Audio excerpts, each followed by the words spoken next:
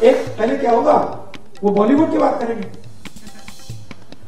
वहां पे डांस गाना दिखेगा, उसमें भी आपको कोई 90% का नहीं मिलने वाला, कोई नहीं मिलेगा। मैंने चेक किया भाई, मैंने लिस्ट निकाली है, मैंने भैया मिस इंडिया की लिस्ट निकाली है,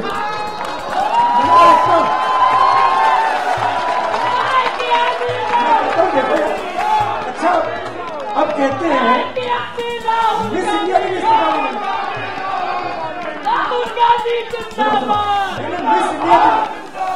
मैंने मिस इंडिया की लिस्ट निकाली, कहा ठीक है देखते हैं, मतलब माइनॉरिटी भी 90% में आती है मैडम, आप ही शामिल हैं, और आपको और शायद जो आपके साथ हो रहा है वो सबसे ज्यादा खराब, मतलब आप पर तो डायरेक्ट आक्रमण हो रहा है। अगर आप भी 90% में हैं, तो मैंने लिस्ट निकाली मिस इंडिया में, मैंने कहा भैया इसमें तो होगा, मतलब एक दलित महिला तो होगी, एक आदिवासी महिला तो होगी ना दलित है ना आदिवासी ना ओबीसी, कोई नहीं, तो डांस गाना चलेगा वहां पे, कोई क्रिकेट की बात करेगा, कोई बॉलीवुड की बात होगी, किसानों की बात नहीं होगी, मजदूरों की बात नहीं होगी। आपने कभी मीडिया में मोची का इंटरव्यू देखा है? बस मेरे चैनल पे आ रहा है और किसी चैनल पे नहीं आ रहा। आप चाहे मोची हो, बढ़ई हो, प्लम्बर हो, धोबी हो, कभी नहीं दिखेंगे, और ये देश को चलाते हैं। और फिर मीडिया में कहते भैया मोदी जी गले लग गए, सुपर पावर बन गया, कभी वो यूक्रेन भागेंगे, कभी रूस भागेंगे, तो कभी गले लगेंगे, और फिर भैया सुपर पावर बन गया, सुपर पावर बन गया। मतलब कैसे बन गया? 90% लोग मतलब शामिल ही नहीं है उसमें, बेरोजगार है, भूख लग रही है, तो पूरा का पूरा मतलब डिस्कशन वही 10-15 लोगों में होता है, वही एंकर है, वही एक्सपर्ट है, वो 5-6 लोग हैं, वही बोलते रहते हैं एक दूसरे को, और बाकी हिंदुस्तान देखता रहता है।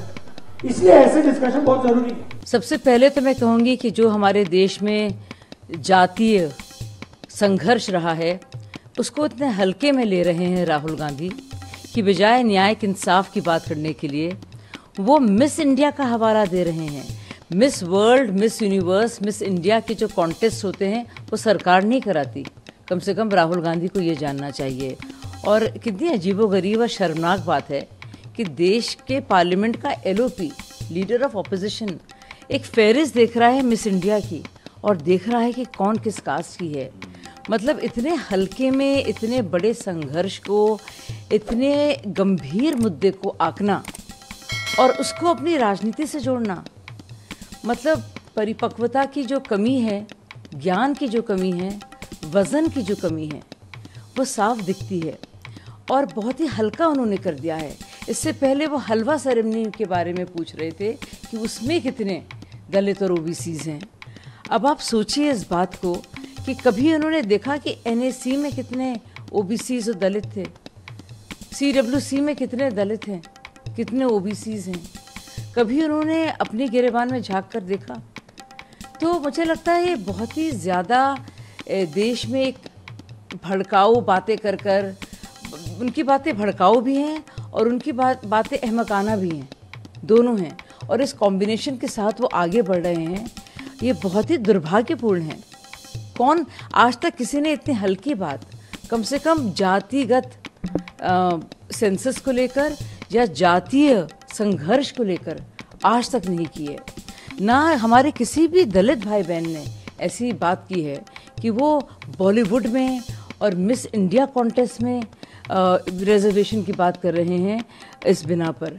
आपको क्या लगता है जो हमारे दलित भाई बहन, ओबीसी भाई बहन हैं, वो बेहतर ज़िंदगी चाहते हैं, वो अच्छे प्रोफेशंस में हैं और आएंगे भी, आप उनको इस तरह से एक मिस इंडिया कॉन्टेस्ट में कि फेरिस को देखकर चेक कर रहे हैं और आपको लगता है आप बहुत संजीदगी का इजहार कर रहे हैं इसको लेकर।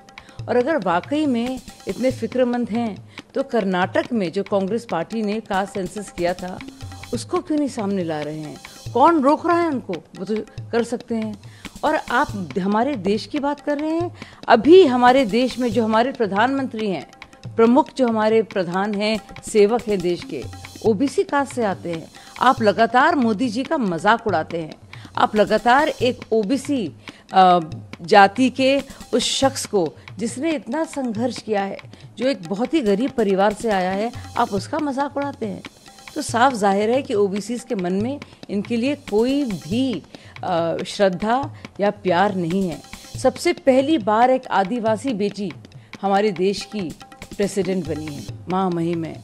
और राहुल जी ने कभी भी ना तो कोई डिसेंसी के आधार पर या किसी श्रद्धा और उनकी पद की गरिमा रखकर उनकी किसी बात का उन्होंने ध्यान दिया है। और बड़ा आसान है कि लोगों के बीच में इस तरह की हल्की बातों को कर आप अपनी संजीदगी दिखाएं, जबकि गंभीरता की पूरी कमी है उनके इस तरह के वक्तत्व में।